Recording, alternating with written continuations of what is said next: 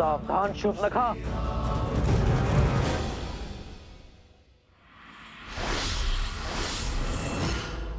नहीं होने दूंगी मैं ये मधुर मिलन, नहीं होने दूंगी इस वियोग का अंत। जो करना है कर लो राम, ले सकते हो तो ले लो मेरे प्राण। अंत से भयभीत नहीं होती है ये शूर्पणखा, परंतु एक बात तुम समझ लो, मैं सदा सिया राम की दूरी का कारण बनूंगी। तुमने मेरा परिवार, मेरे कुल, सबका अंत कर दिया और आज मैं तुम दोनों की मिलने की इस आस का अंत कर दूंगी। सियाराम सदा एक थे, एक हैं और एक रहेंगे।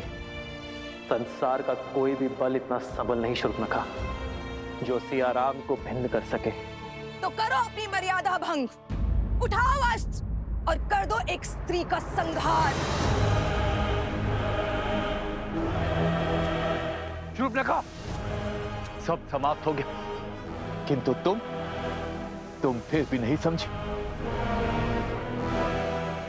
कि प्रभु श्री राम स्वयं नारायण का स्वरूप है और माता सीता साक्षात लक्ष्मी का रूप।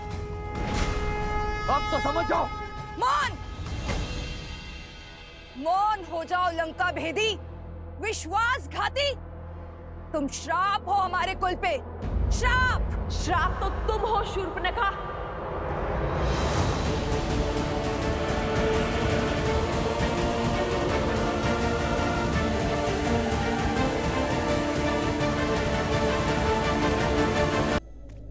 केवल अपने कुल के लिए नहीं, इस संपूर्ण समाज के लिए तुमने स्त्री के जिस रूप को इस समाज में प्रस्तुत करने का प्रयास किया है, उस रूप में स्त्री समाज में केवल अवसाद, दुख और पीड़ा ही लेकर आती है। मिथ्या है ये, मिथ्या।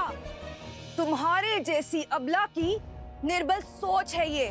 निर्बल तो वो होता है जिसके मन को प्रतिशोध की चोट कचोटती है। तुम अपने प्रतिशोध की पूर्ति के लिए अपने पूरे कुल के अंत का साधन बने। इस यात्रा में अपने पुत्र, अपने भतीजे मेघनाथ, अतिकाय, अपने भाई खरदूषण, कुंभकर्ण, दशानन रावण के अंत का साधन बने। इस घोर संग्राम के बाद भी तुमने अपने भाई सहस्त्रमुख रावण को समझाकर उसका पथ बदलने का प्रयास नहीं किया, बल्कि उसे भड़काया और अपनी मलिन सोच और अपनी मलिन इच्छा की पूर्ति करने की चेष्टा करती रही। तुम जैसी स्त्रियां समाज में द्वेष उत्पन्न करती है, परिवारों के कलह का कारण बनती है, आने वाली पीढ़ियों का संहार करती है, आने वाली पीढ़ियों का सर्वनाश करती है। इस विध्वंस का सबसे बड़ा कारण तुम हो शूर्पणखा, तुम। इतना भोला मुख और मन कितना कुटिल। अपने शब्दों से महान बनने का स्वांग कर रही हो। ये विध्वंस, ये विनाश, इन सब का कारण मैं नहीं, तुम हो सीता, तुम। तुमने मारा है मेरे भैया को। दोषारोपण से स्वयं के पाप नहीं छुपा करते। और रही बात सियाराम के वियोग के, तो संसार में कोई ऐसा बल, कोई ऐसा छल नहीं जो हमें पृथक कर सके।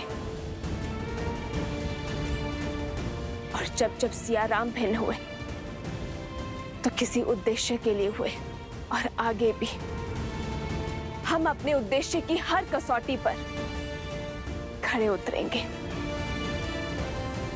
और ये दूरी केवल हमारे तन की है। हमारे मन तो उसी दिन एक हो गए थे जिस दिन अग्नि को साक्षी मानकर हम विवाह के बंधन में बंधे थे।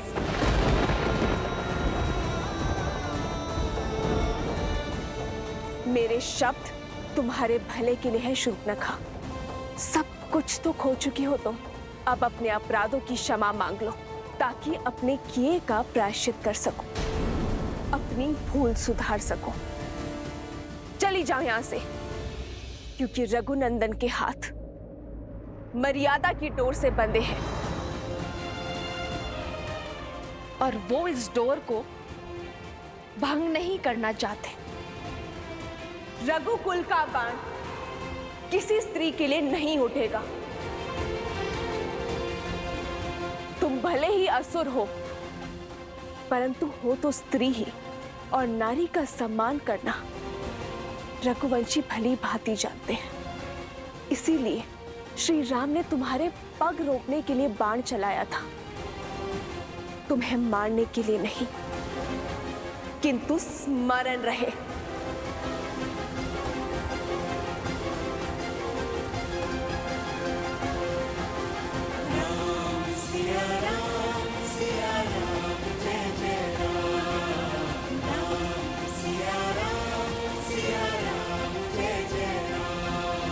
यदि पुनः तुमने रघुकुल पर कुदृष्टि डाली तो तुम्हारा संहार मैं स्वयं करूंगी।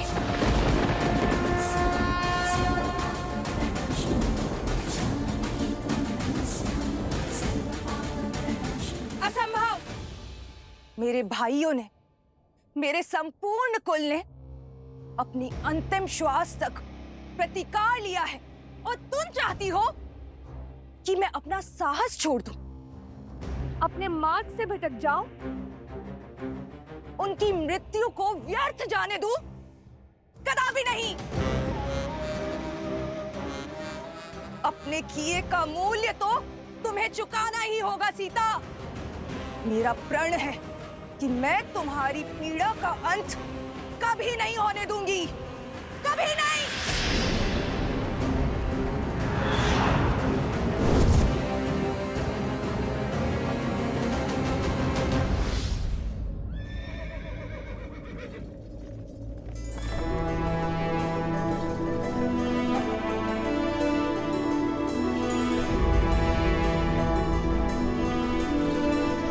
ये क्या? पिताश्री का रथ यहाँ। हनुमान जी भी तो हथियार लेकर आए थे ना माता को।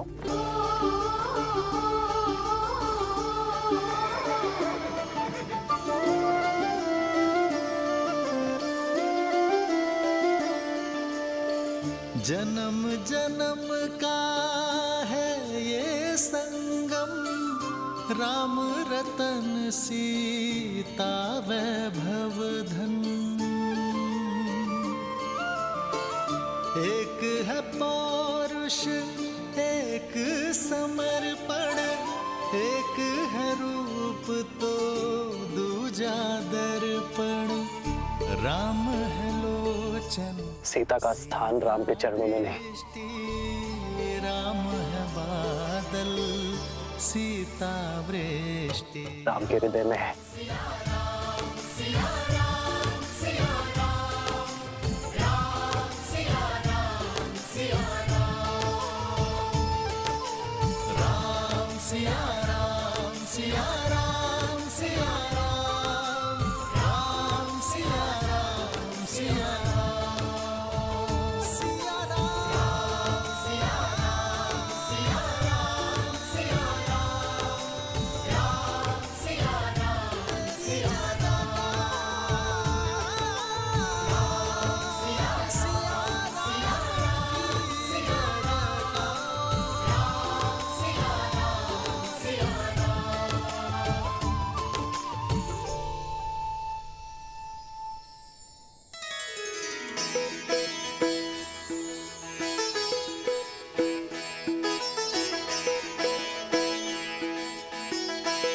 प्रभु, आपका ये अलौकिक मिलन अयोध्या पे छाए दुख के हर बादल को हटा देगा, नगर भर के मन में खुशियों का संचार कर देगा। प्रभु,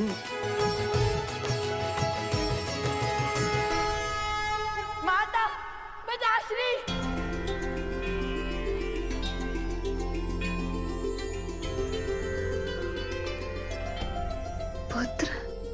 पुत्र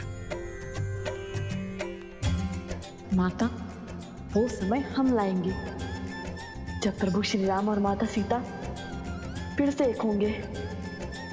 क्षितिज हम करेंगे रामायण संपूर्ण। जो नदी के तट को मिलाते से तू जन्म बात पिता मिलन के हेतु रामचंद्र सिया विरह घटाने प्रकटे लव कुश रूप सुहाने। आज हमारा संकल्प पूर्ण हुआ। सिया राम के वियोग का अंत हुआ। सिया राम, सिया राम, सिया राम। अब आप दोनों कभी पृथक नहीं होंगे।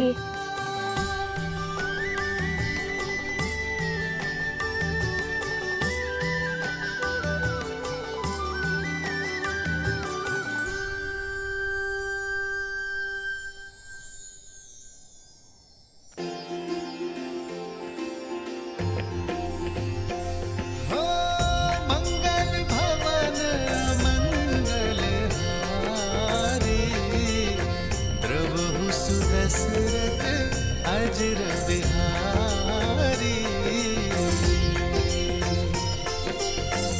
सीताराम चरित अति पावन मधुर सरस अरुअति मन भावन।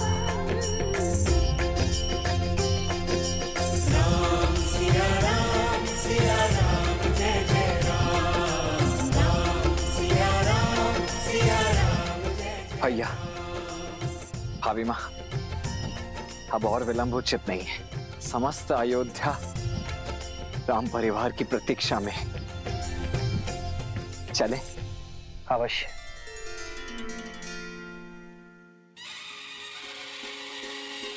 नहीं और भाई सूरज जागा पाए अमृत ये मन प्यासा पतझड़ बीता मधुरत आई बंदे जैसे सुध पाई।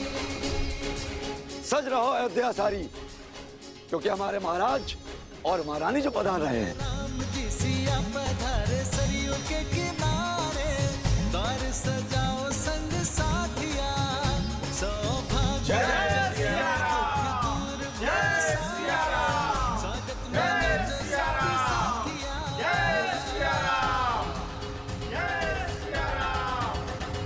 होने दिला तुम्हारी अवध वधु संसार की अब सीता माता दशरथ नंदन रघुराय के गुण दस दिशाओं में हर नर गाता, हर नर गाता।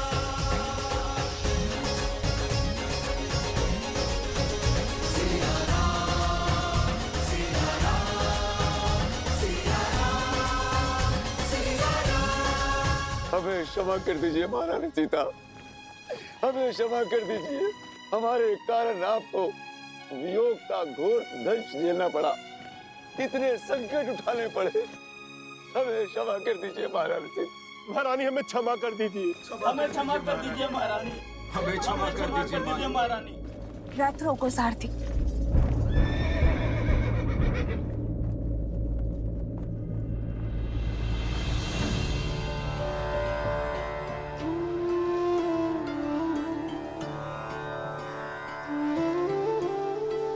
अरे ये क्या कर रहे हैं आप? इसकी कोई आवश्यकता नहीं है। उठिए। आवश्यकता है देवी सीता, आवश्यकता है। मैंने जो अपराध किया है वो तो दंड के योग्य है, फिर भी साहस जुटाकर मैं आपके चरणों में स्थान पाने चला आया। मुझे क्षमा कर दीजिए, मुझे क्षमा कर दीजिए देवी सीता, मुझे क्षमा कर दीजिए।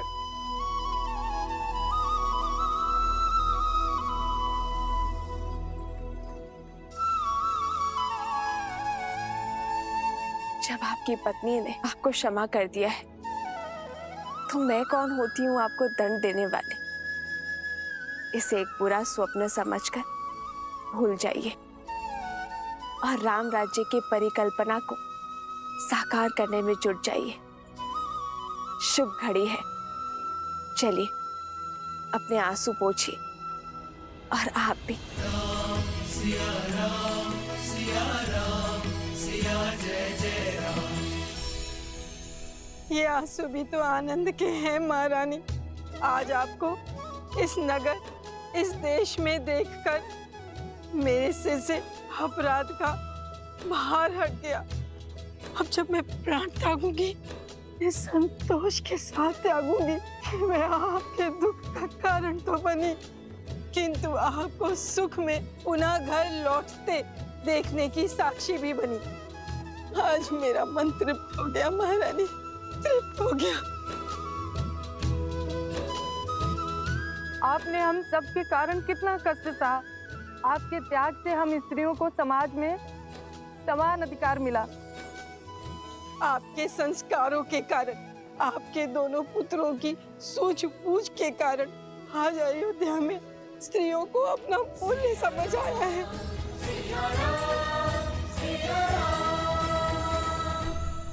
को स्मरण रखेगा। जब जब स्त्री पुरुषों के कंधे से कंधा मिलाकर चलेगी, तब तब समाज उन्नति की ओर अग्रसर होगा। और जब जब पुरुष स्त्री के कंधों पर पांव रखकर उनका दमन करेगा, तब तब उन्नति की गति रुकेगी। एक योग्य बालक अपने परिवार को आगे लेकर जाता है, किंतु एक योग्य बालिका पूरे समाज को आगे लेकर जाती है। और ये सब नारियों के प्रयासों के कारण ही संभव हो सकता है। ये जो संस्कार आपने पाए, इस सीख को अपनी आने वाली पीढ़ियों को अवश्य देना। जय सिया राम। जय सिया राम, जय सिया राम, जय सिया राम।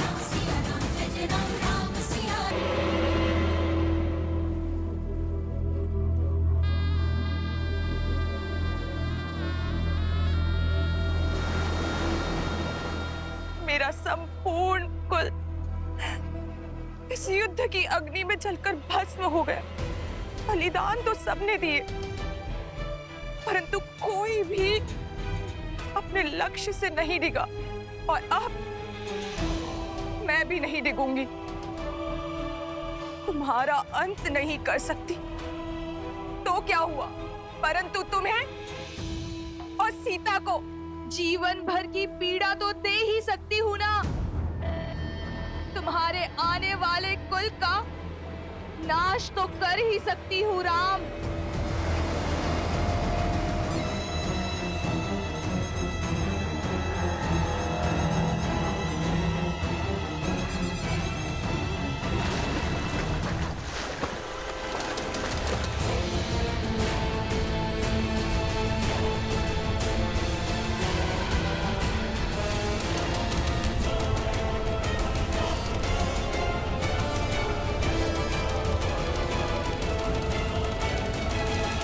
वो शुभ दिन आ गया। लोक अपवाद की जिस असुरी ज्वाला में समस्त कौशल राज्य जल रहा था, आज उस असुरी शक्ति का संहार हुआ और उसका श्रेय देवी सीता को जाता है।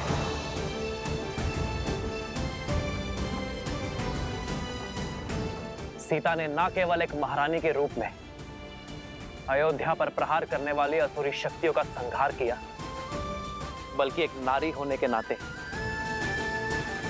नारी को उसके सम्मान का उपहार दिया। राक्षस के समक्ष तलवार उठाने वाली सीता ने अयोध्या की प्रजा के लिए त्याग किया। यदि सीता चाहती तो वनवास के लिए बड़ी सरलता से मना कर सकती थी, किंतु सीता ने दुर्गम मार्ग चुना। रघुकुल की मर्यादा और कौशल राज्य की नारी को उसका सम्मान दिलाने का कार्य जो सीता ने किया है, उसके लिए रघुकुल और अयोध्या सदा सदा के लिए सीता की ऋणी रहेगी। जय सिया राम।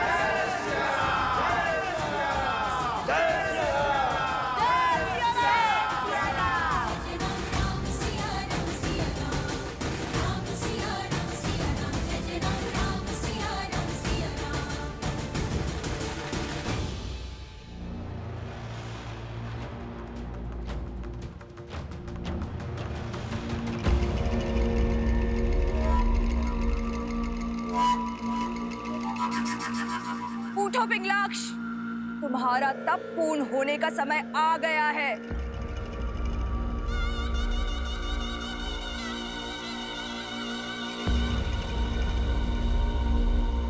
कब तक यही मानव और देवताओं के पैरों तले छुपकर बैठे रहोगे?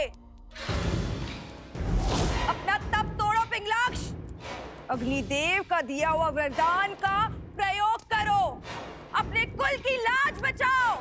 मेरे तप की समय अवधि आप कैसे तय कर सकती हैं? मेरा तप तब तक समाप्त नहीं होगा जब तक तुम्हें अपनी दादी और पिता के वध का प्रतिशोध लेने का अवसर नहीं मिल जाता। हाँ, यही मेरे जीवन का एकमात्र उद्देश्य है। तो उठो, मैं तुम्हें उसी उद्देश्य की ओर अग्रसर करने आई हूँ।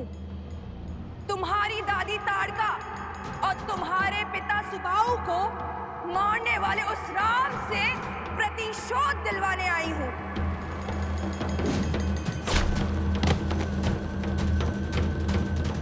उस राम ने ही तुम्हारी दादी और पिता को मारा है, तुम्हारे जीवन में विध्वंस बोया।